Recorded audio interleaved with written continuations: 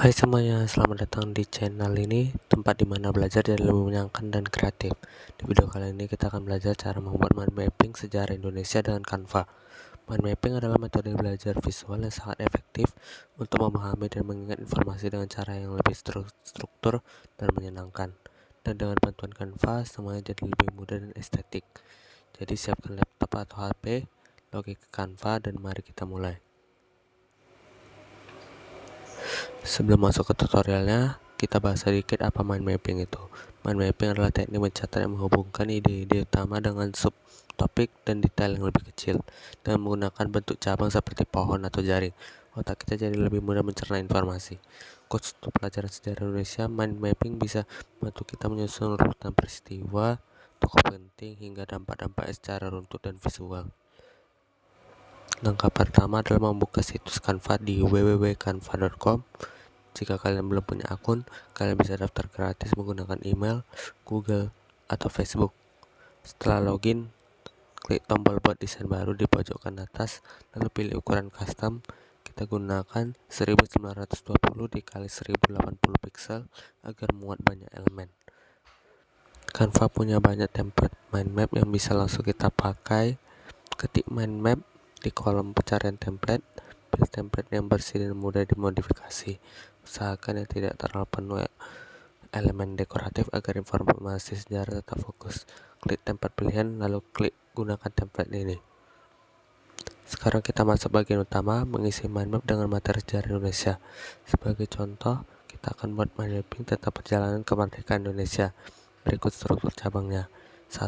Awal pergerakan nasional 1908 sampai 1928. Organisasi yang didukung adalah Budi Utomo, Sarekat Islam, dan Sumpah Pemuda. Yang kedua, pendudukan Jepang 1942 hingga 1945. Peristiwa yang terjadi adalah Romusha, Peta, dan Janji Kemerdekaan. Yang ketiga, proklamasi 17 Agustus 1945. Peristiwa yang didukung adalah Soekarno-Hatta, teks proklamasi, dan perang golongan muda. Keempat, perjuangan mempertahankan kemerdekaan 1945 hingga 1949. Ada agresi militer dan konferensi meja bundar. Klik pada kotak teks di template lalu ganti sesuai dengan poin-poin yang tadi kita susun.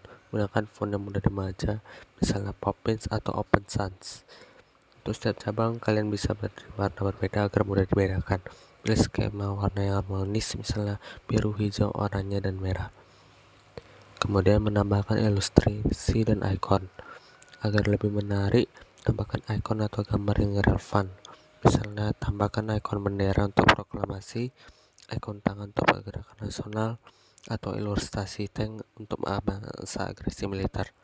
Ketika kata kunci seperti flag, soldier, history di kolom elemen, pastikan elemen visual mendukung informasi dan tidak terlalu ramai. Mengatur tata letak dan keterbacaan. Sekarang kita rapikan posisi semua elemen. Gunakan fitur ratakan dan kelompokkan agar elemen sejajar dan simetris. Gunakan garis atau panah untuk menghubungkan cabang utama dan subcabang. Cek kembali apakah semua informasi terlihat semua untuk melihat keseluruhan desain. Kemudian mendownload dan membagikan. Jika sudah selesai, klik tombol bagikan di kanan atas lalu pilih download. Format terbaik adalah cetak adalah PDF, print, dan untuk online cukup PNG atau JPEG. Kamu juga bisa langsung membandingkan link Canva jika ingin dikerjakan bersama teman.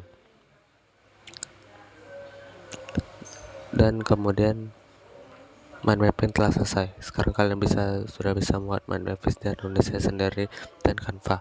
Teknik ini bisa kalian terapkan juga untuk materi pelajaran lain seperti biologi, ekonomi, atau bahkan skripsi. Kalau kalian merasa video ini bermanfaat,